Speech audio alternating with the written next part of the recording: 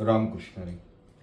भस्मोटी रुंड माळा हाती त्रिशूळा नेत्री ज्वाळा गजचर्म व्याघ्रांबर.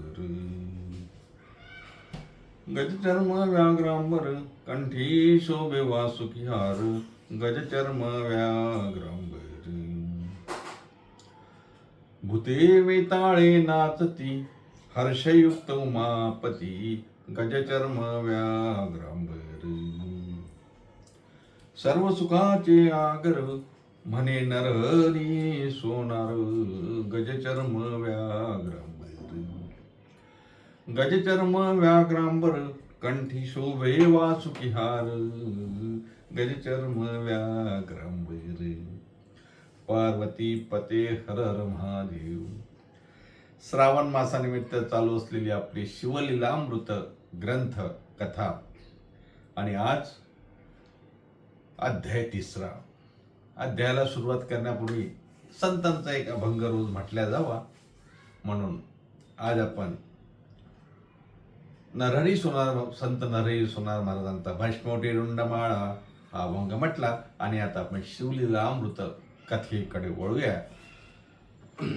2 अध्याय आपण आपले झालेले आहेत आणि आजचा अध्याय 3, ज्या अध्यायामध्ये राजा कल्माशपादाची म्हणजे राजा मित्रसह याची कथा, गोकर्ण महाबळेश्वराची कथा, गोकर्ण भगवंताची निर्मिती या संबंधाच्या कथा आहेत ते आपण बघू. आपल्याला माहिती आहे निमिषारण्यामध्ये सूत ऋषी शौनकादिकांनी शंकांना विचारलेल्या प्रश्नांना शिवस्तुती आम्हाला सांगावी, शिवाचा महिमा सांगावा, त्या दृष्टीनं सूत ऋषी जी कथा सांगतात तीच कथा इथे आलेली आहे. सूत महाराज शौनकादिकांना सांगतात की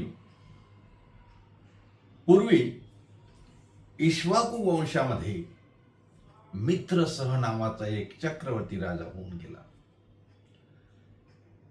आणि हा राजा मित्रसह नावाचा हा राजा आपलं राज्यकारभार व्यवस्थित चालवत होता. याच्या राज्यामध्ये आता पूर्वी राजे म्हटलं की शिकार करायला जायचे. असंच एकदा हा राजा शिकारीला गेला. मृगाची हरिणाची शिकार करावी म्हणून शिकारीला गेला महाराज. आणि काय झालं, अनेक प्राण्यांची यांनी शिकार केली असावी आणि ती शिकार केल्यानंतर याच्या हातून एका राक्षसाचा वध झाला, राक्षसाची शिकार झाली. आता हा राक्षसाची शिकार झाल्यामुळं राक्षसाचा भाऊ सूडबुद्धीनं आपल्या भावाच्या वधाचा सूड घेतला पाहिजे म्हणून सूडबुद्धीनं या राज्यामध्ये आला आणि राजाकडे येऊन त्यांनी सांगितलं, मानवाचा वेश धारण केला, राक्षसाला कुठलाही वेश धारण करता येतो. राक्षसाने मानवाचा वेश धारण केला आणि याच्या राज्यामध्ये जाऊन राजाला म्हणतो, राजे महाराज, मला खूप छान पाकशास्त्र येते, मला आचार्य म्हणून आपण ठेवून घ्यावं. राजाने त्याला आचार्य म्हणून ठेवून घेतलं. सूडबुद्धीनं आला होता. आता राजाकडे वशिष्ठ ऋषी एकदा आले आणि मग एवढे मोठे ऋषी, संत, महात्मे, साधू, गुरु घराला आल्यानंतर मग जेवणाचा बेत, त्यांचं पूजन भजन होणार ना. जेवणाची तयारी झाली. या आचार्याने स्वयंपाक केला. याने त्या ठिकाणी जेवणामध्ये नरमांस मिळवलं, म्हणजे मनुष्याचं मांस, मनुष्याचं मटण त्या ठिकाणी मिळवलं. वशिष्ठ ऋषी जेवायला बसले. ऋषी आपले, यांना अंतर्ज्ञान असते ऋषींना, यांनी आपल्या आंतरिक ज्ञानानं जाणलं की माझ्या जेवणामध्ये त्या ठिकाणी नरमांस आहे. वशिष्ठ ऋषीने राजाला शाप दिला, जा 12 वर्ष तू राक्षस बनून पडशील, निर्जन वनामध्ये जाऊन पडशील, जिथे तुला खायला काही मिळणार नाही, तुला नरमांस तिथे खावं लागेल असा शाप दिला.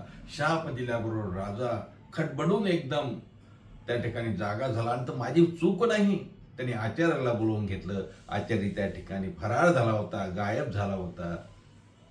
राजांनी म्हटलं, अरे पण माझी काय चूक आहे? वशिष्ठांनी मला शाप दिला, मी सुद्धा ऋषी वशिष्ठांना शाप देतो म्हणून हातात पाणी घेतलं महाराज. राजाचंही सामर्थ्य कमी नव्हतं. जे राजे पुण्यवान असतात, हो राजेच कशाला, जे लोक पुण्यवान सात्विक असतात त्यांच्या बोलण्यामध्ये सामर्थ्य असते, करण्यामध्ये सामर्थ्य असते, बोलण्यात सामर्थ्य असते, वाणीत सामर्थ्य असते, नाही का? मग राजाने हातात पाणी घेतलं आणि आता वशिष्ठांना शाप देणार. तेवढ्यात मित्रसह राजाची बायको ती मदयंती तिथे आली आणि तिने सांगितलं, हो असं करू नका, तुम्ही गुरूंना शाप देऊ शकत नाही, ते तुमचे गुरु आहेत, आपण त्यांना शाप देऊ नका. असं म्हटल्यानंतर राजाच्या लक्षात आलं की खरं आहे, आपण गुरूंना शाप देऊ नये. पण आता संकल्प हातात पाणी घेतलंय ना, कुठेतरी टाकावं लागेल. जमिनीवर टाकलं तर आग लागेल, अनर्थ होईल, म्हणून त्याने ते पाणी आपल्या पायावरती टाकलं. आणि पायावरती पाणी टाकल्या खालच्या भागाला, त्याला पायाला पूर्ण कुष्ठ झाला, काळा पडला महाराज. म्हणूनच त्याला कल्माशपाद असं नाव मिळालं. आता करायचं काय? कल्माशपाद आता राक्षसासारखा झाला, बाहेर गेला, जंगलात गेला, निर्जन जंगलात गेला, खायला काही मिळत नाही, काय करावं? एके दिवशी फिरता एक ब्राह्मण, नवीन लग्न झालेलं ब्राह्मणाचं जोडपं दिसलं. यांनी बघितलं, याच्याने राहवलं गेलं नाही. अहो याला शापच होता ना, नरमांस खायचा. आणि त्या ब्राह्मणालाच त्या ठिकाणी ब्राह्मणाचंच मांस खाल्लं. ब्राह्मणाच्या पत्नीनं सांगितलं, अरे असं करू नको, माझ्या पतीचा आणि माझा विरह होईल, असं करू नको. पण हा कुठे ऐकतो? यांनी भुकेच्या भूक अनेक दिवसाचा उपवाशी होता, त्या ब्राह्मणाला खाऊन घेतलं, त्याला कापलं आणि खाल्लं. त्या ठिकाणी एक ब्राह्मणाच्या पत्नीने शाप दिला. अरे वशिष्ठाने शाप दिला होता, राक्षस बनून परशील 12 वर्ष, आणि उच्छाप दिला होता की 12 वर्षानं तू वापस येशील स्वस्थाने. या ब्राह्मणाच्या पत्नीने शाप दिला, 12 वर्षांनी तू स्वस्थाने वापस जाशील, परंतु तुला सुद्धा मला जसा माझ्या पतीचा विरह झाला तसा तुला तुझ्या पत्नीच्या अंगाला हात लावला की तू जळून जाशील, तू मरशील. 12 वर्षांनी वापस आला महाराज. राणीला सांगितलं, अगं मदयंती, मला असा शाप दिलाय की मी तुझ्या अंगाला हात लावला की मरून जाईल. सर्व सौख्य आहे महाराज, राज्यकारभार आहे, राणी आहे, अंगाला हात लावता येणार नाही कारण शाप मिळाला. पुढे असं झालं, आता करायचं काय वेळा राज्यामध्ये? हो सर्व आहे, परंतु पत्नी सौख्य नाही. राजाने विचार केला, करावं काय? राजा निघून गेला महाराज जंगलामध्ये. जंगलामध्ये जाता जाता जाता राजाला त्या ठिकाणी गौतम ऋषीची भेट झाली. आणि मग त्याने गौतम ऋषीच्या पायावरती डोकं ठेवलं आणि ऋषींना विचारलं, ऋषी आपल्या चरणी माझं नमन आहे. ऋषी म्हणतात, राजा कसा आहेस तू? राजाने सांगितलं, प्रजा कशी आहे? प्रजा चांगला आहे, सर्व चांगलं चालू आहे, पण प्रॉब्लेम काय आहे, समस्या काय आहे? राजाने सांगितलं, माझ्याकडून ब्रह्महत्या घडली आणि मी जिथे कुठे जातो तिथे माझ्या पाठीमागे ब्रह्म राक्षस लागतात, मला चैन सुख नाही हो, माझ्या हातून मोठं पाप घडलं, तेव्हा मला या पापातून मुक्त होण्यासाठी काहीतरी सांगा, असं गौतम ऋषीला विचारलं. गौतम ऋषी सांगतात, राजा नृपा, अरे मी गोकर्णावरून आलो, गोकर्ण महाबळेश्वरावरून मी आलो. भगवान शंकराचं अत्यंत महत्वाचं, अत्यंत प्रसिद्ध, अत्यंत पुण्यवान, अत्यंत पावन असं ते क्षेत्र आहे. त्या क्षेत्रावरून मी आलो. त्या क्षेत्राची महती तुला काय सांगू? अरे तिथे बिभीषण, रावण, इंद्रजित, रावणाची आई कैकशी या सर्वांनी अनुष्ठान केले, तप केले, असं ते गोकर्ण. हो, तुला तिथे जा, तिथे गेला शिवरात्रीला तिथे जा आणि भगवान शंकराची प्रार्थना कर, सर्व पापातून मुक्त होशील. असं सांगितल्यानंतर त्या ठिकाणी उत्सुकतेनं राजाने ऋषींना विचारलं, ऋषीवरा मला सांगा ना हो, आणखी गोकर्णाची मला कथा सांगा. काय कथा आहे? तेव्हा त्या गोकर्णाची कथा आमचे गौतम ऋषी राजाला सांगतात ती पुढे याच अध्यायामध्ये आली आहे. असं म्हणतात, जी कथा आली आहे ती सांगतो. रावणाच्या राज्यामध्ये रावणाची आई कैकसी, कैकसी भगवान शंकराची भक्त होती. ती रोज पिष्टमय पदार्थाचे भगवान शंकराची लिंग तयार करायची आणि त्याची पूजा करायची आणि श्रद्धेने आणि भावाने करायची. महाराज एकदा तिथं ते लिंग कुठंतरी चोरीला गेलं. काही अन्न पाण्याचा त्याग केला. रावणाने विचारलं, आई काय? कैकसीने अन्न त्याग केला आणि रावणाने विचारलं, का गाय काय झालं तुला? अशी का तू हे करते? का जेवण करत नाही? का अन्न त्याग? तिने सांगितलं, मला भगवान शंकराची पूजा करायची आहे. भगवान शंकराची लिंग माझ्या तिथलं चोरी केलं. रावणाने म्हटलं, एवढंच? रावण कैलासावरती गेले. कैलासावरती घेऊन महाराज घनघोर तपश्चर्या केली. किती तपश्चर्या केली असं सांगितलं जातं की शिर कापून त्याचे तंतुवाद्य बनवून त्या ठिकाणी रावणाने हजारो वर्ष त्या ठिकाणी भगवान शंकराचं नामस्मरण केलं, तप केलं. भगवान शंकर प्रसन्न झाले आणि रावणाला विचारलं, रावणा, अरे बापरे, किती भक्ती केली रे, किती मला संतुष्ट करतो, किती मला प्रसन्न केलं, माग काय मागायचं आहे ते? रावणाने भगवान शंकराला सांगितलं, मला माझ्या आईसाठी तुमचं आत्मलिंग पाहिजे. भगवान शंकर बोलले, अरे तुला आत्मलिंगही देतो, तुला आणखी काय पाहिजे? चांगली बायको पाहिजे ती देतो, तुला चांगले मुलं पाहिजे ते देतो, काय संपत्ती पाहिजे ते देतो, मी प्रसन्न झालो. असं म्हटल्या त्या ठिकाणी महाराज रावणाला भगवान शंकराने आपलं आत्मलिंग काढून दिलं आणि आपली बायकोही अपर्णा त्या ठिकाणी दिली. रावण म्हणतो, देवा काय? नाही, घेऊन जा, तुला काय पाहिजे ते. रावणाने त्या ठिकाणी पार्वती मातेला खांद्यावर बसवलं, हाती ते लिंग घेतलं आणि निघाले. महाराज काय झालं पुढे जाऊन? अहो, देवाला काळजी पडली नाही. हे भोलेनाथ आहेत, हे काही देऊन टाकतात. आपल्याला माहिती यांच्या अनेक कथा आहेत अशा. उगीच त्यांना म्हटलं का, शिव भोळा चक्रवर्ती, भोळा आहे देव, कैलासचा देव कसा आहे? भोळा आहे ना. आणि मग भोळा असल्यामुळे हा डावापीस काही नाही, मागितलं देऊन टाकायचं. बायकोही देऊन टाकली. हो काय सांगायचं. इकडे देवांना काळजी पडली, भवानी देवतेला तर काळजी पडली, पार्वतीला. आता करायचं काय? विष्णूंचा धावा केला. विष्णू भगवंताने ब्राह्मणाचं रूप घेतलं आणि समोर वाटेत आले. रावणा, अरे बापरे, किती पराक्रमी रे, काय तुझं पराक्रमी, बापरे, काय चाललं? नाही म्हणे, हे भगवान शंकराला प्रसन्न करून घेऊन चाललो. खांद्यावर कोण आहे? खांद्यावर अपर्णा. अरे बाप, अरे ते खांद्यावरचं खाली ठेवून बघ काय आहे ते. म्हणे कशाला? अरे बघ तर तरी, तुला वाटते काय घेऊन चालला तू? खाली ठेव. खाली ठेवल्या महाराज त्या ठिकाणी कुरूप स्त्री एकदम दिसली. रावणाने बघितलं, हे काय आहे? भगवान शंकराने मला फसवलं की काय? तसंच खाली ठेवल्या त्या ठिकाणी त्या अपर्णेचं त्या ठिकाणी काय रूपांतर झालं? भद्रकालीमध्ये रूपांतर झालं. भद्रकाली देवीची मूर्ती तिथे आहे म्हणतात. गोकर्णाला मी गेलो नाही, पण ग्रंथामध्ये वाचलंय की भद्रकाली माता तिथे प्रसन्न झाली, तिथे प्रगट झाली आणि आजही भद्रकालीचं मंदिर तिथे आहे. पुढे रावण वापस निघाला भगवंताकडे, कैलासावर वापस आला. देवा काय केलं रे? मला काय दिलं तू? काय सोंग दिलं मला? भगवान शंकर म्हणतात, अरे तसं नाही, तू कशाला खाली ठेवलं? मी बरं ठीक आहे, काही हरकत नाही, तुला एवढी सुंदर बायको मिळेल. भगवंतानी सांगितलं, तिकडे मंदोदरी नावाची कुठल्या कुळामध्ये जन्माला येते वगैरे ते सर्व सांगितलं. पुढे त्यांना मंदोदरी मिळाली, इंद्रजित सारखा पराक्रमी मुलगा वगैरे सर्व मिळालं. ही कथा आहे, तू काळजी करू नको, सर्व मिळेल. पण देवा, हे सर्व ठीक आहे रे, पण ते आत्मलिंगाचं काय? भगवान म्हणतात, माझं आत्मलिंग तुला मी दिलाय, ते घेऊन जा, काही प्रॉब्लेम नाही. भगवान शंकराचं आत्मलिंग घेऊन रावण निघाला. महाराज देवांना सर्वांना काळजी पडली, काय करावं? आत्मलिंग म्हणजे आत्माच घेऊन गेले ना हो. आता काय करायचं? सर्व देवांनी मीटिंग बसवली, काय करावं? आणि आमच्या गणपतीरायाला सांगितलं, गणपतीराय, आता तुमचं काम आहे हो.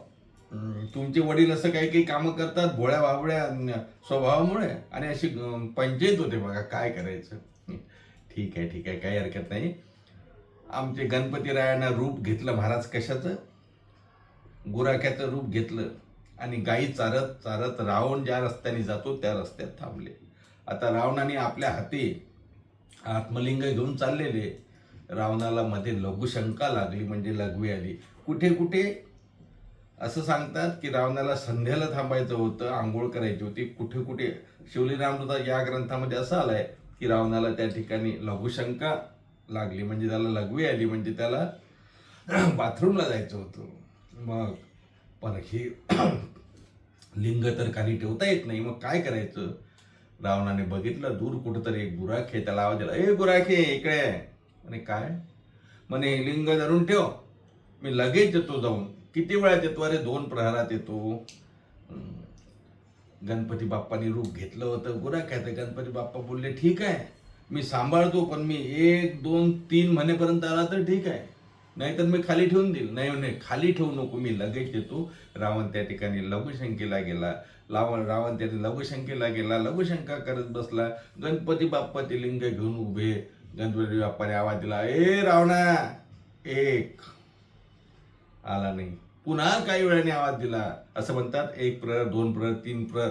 रावण एवढे 3 प्रहर पर्यंत लघवी करत होता की काय आता आपल्याला माहित नाही, पण असं म्हणतात 1 2 3 असा आवाज दिला आणि गणपती बाप्पांनी त्या ठिकाणी लिंग खाली ठेवलं. रावण लघवी करून आला, अशोकच्या रूपामध्ये आला आणि बघतो तर काय क्रोध हायमान झाला रावण. अरे गुराख्या काय केलं हे, तू काय केलं. लिंग खाली ठेवलंय, मी तुला सांगितलं होतं हे भगवान शिवशंकराचं लिंग आहे, खाली ठेवू नको. ते खाली ठेवलं. गणपती महाराज म्हणजे मी तुला अगोदरच सांगितलं होतं 3 नावा देईल, 3ऱ्या आवाजाला तू आला नाही तर खाली ठेवल. भगवान शंकर लिंग खाली ठेवले गेलं महाराज. आमचे गुराखी असलेले, गुराख्याचा वेश घेतलेले गणपतीराय गुप्त झाले.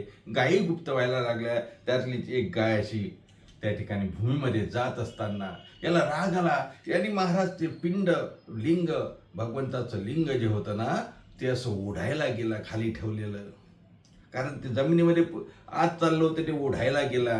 इकडे गायीचा कान ओढायला गेला, इकडे लिंग ओढा. मेदिनी कापायला लागली. पृथ्वी थळथळाट, पृथ्वी त्या कंपायमान झाली पृथ्वीवरती. रावण ओढतोय हो, पण काही केल्या लिंग वर येत नव्हतं. लिंग असं वर ओढता ओढता ते गायीच्या कानासारखं झालं. कुठे असा उल्लेख आहे की गाय सुद्धा ओढता ओढता गायीचा कान वरती आला, किंवा लिंग वर ओढता ओढता त्या ठिकाणी गायीच्या कानाचा आकार झाला, म्हणून त्याला गोकर्ण असं म्हटलं गेलं. आणि मग गोकर्ण भगवानाची स्थापना तिथे झाली. आजही ते गोकर्णाचं मंदिर त्या ठिकाणी आहे. त्या गोकर्णाच्या मंदिराच्या समोर, गोकर्ण भगवंता समोर त्या ठिकाणी गोकर्ण महाबळेश्वरला रावणाच्या कैकसी, त्यानंतर इंद्रजित, बिभीषण सर्व त्या ठिकाणी सर्वांनी अनुष्ठान केले. असं म्हणतात रावणाच्या आई अनेकदा त्या ठिकाणी येऊन भगवान शिवशंकराची पूजा करत होती. असं साक्षात असं असलेलं गोकर्ण गौतम ऋषी सांगतात, कल्पाशपादा राजा तू गोकर्णाला जा आणि भगवान शिवशंकराचं दर्शन घे, तू सर्व पापातून मुक्त होशील. अशी कथा या ठिकाणी आली आहे. पुढे आणखी एक कथा आली आहे यात अध्यायामध्ये. ती कथा अशी आहे की गौतम ऋषी सांगतात, अरे तू गृहत्याग कर. गृहत्याग केलेला आहे राजा, तू गृहत्याग केला, तू बेचैन आहेस. तू एक काम कर, तू आता गोकर्णाला जा आणि गोकर्णाला जात असताना काही विचार करू नको. तिथे जाऊन भगवान शंकराची पूजा उपासना कर. मी तुला गोकर्ण महाबळेश्वराचं महत्व सांगितलं. आणखी एक महत्व असं आहे,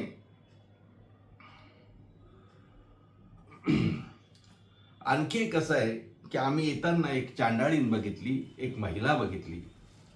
आणि ती महिला बघितल्यानंतर तिला कुष्ठ झालेला, अंगातून रक्त निघत असताना आम्ही बघितलं. पण त्या ठिकाणी शिवलोकातून तिला घ्यायला विमान आलं. हे बघितल्यानंतर आम्हाला आश्चर्य वाटलं की ह्या चांडाळीला घ्यायला कसं काय विमान आलं. तेव्हा त्यातल्या शिवदूतांना आम्ही विचारलं, का रे बाबा हिची हकीकत काय आहे. त्यांनी सांगितलं, पूर्वजन्मामध्ये ही ब्राह्मणाची पत्नी होती. ब्राह्मण लवकर वारला, हिला वैधव्य आलं आणि हिने वैधव्य आल्यानंतर हिने जार काम सुरू केलं. वैधव्य असूनही ही वेगळ्या वाम मार्गाला लागली. त्यातून हिने पैसा कमावला. नको ते धंदे केले, नको ते नको त्या गोष्टी केल्या. त्यात वाम मार्गाने लागत असताना त्या हातून गायीची हत्या घडली. आणि गायीची हत्या नुसतं हत्या घडली नाही, गायीच्या मानेमध्ये हिने सुरा खुपसला आणि गायीचं गोमांस त्या ठिकाणी तयार केलं. आणि मग तिच्या लक्षात आलं की हे चुकीचं आहे. तेव्हा तिने अर्ध गाय बाहेर फेकली आणि लोकांना सांगितलं की वाघानेही गाय खाल्ली असं खोटं बोलली. ज्यावेळेला तिच्या हातून गायीच्या मानेमध्ये सुरी खुपसल्या गेली, तिच्यातून शिव शिव असे शब्द निघाले. आणि त्याची प्रचिती म्हणून यमलोकामध्ये ती गेल्यानंतर त्या ठिकाणी तर रेकॉर्ड बघितलं. आता हिला काय द्यायचं, काय शिक्षा करायची, काय हिने असं असं केलं, ब्राह्मण होती असं असं केलं म्हणून तिचं रेकॉर्ड बघितलं. रेकॉर्डमध्ये फक्त हिनं शिवशिव म्हटल्याचा उल्लेख आढळला. शिवशिव म्हटल्यामुळं तिला पुन्हा आणखी मनुष्य देहामध्ये म्हणजे मानव देहाच्या योनीमध्ये पुन्हा पाठवलं. पण चांडाळी म्हणून खालच्या विभागात तिला पाठवलं. इथे आल्यानंतर सुद्धा तिने पुन्हा आणखी भगवान शंकराची पूजा करायचं ठरवलं. पूर्वजन्मात तिला आठवलं असावं, ती एकदा अशीच भगवंताच्या शिवालयाकडे जात असताना रस्त्यामध्ये खूप भुकेनं व्याकुळ झाली. तिला भूक लागली पण काहीच मिळालं नाही. शेवटी कोणीतरी बिल्वपत्र तिच्याकडे फेकले, म्हणजे बेल फेकलं. आता बेल खायचं असते का, ही पानं खायची का म्हणून तिने अशीच फेकून दिली. ती शिवाच्या पिंडीवरती म्हणजे शिवलिंगावरती जाऊन पडली. योगायोगाने त्या दिवशी शिवरात्री होती. हिला उपवास घडला आणि बिल्वपत्र महादेवाला अर्पण केलं गेलं. त्याचं पुण्य म्हणून तिला पुन्हा शिवाची स्तुती करण्याचं, शिवाचं पूजन करण्याचं तिला भाग्य लाभलं. ती शिवपूजन करायला लागली आणि शिवरात्रीच्या दिवशी शिवपूजन घडलं. बिल्वपत्र वाहलं. शिव शिव शिव शिव शिव हर हर महादेवचा गजर झाला. परिणाम असा झाला, शिवलोकातून विमान घेऊन आम्ही तिला घ्यायला आलो असं शिवदूतांनी गौतम ऋषींना सांगितलं.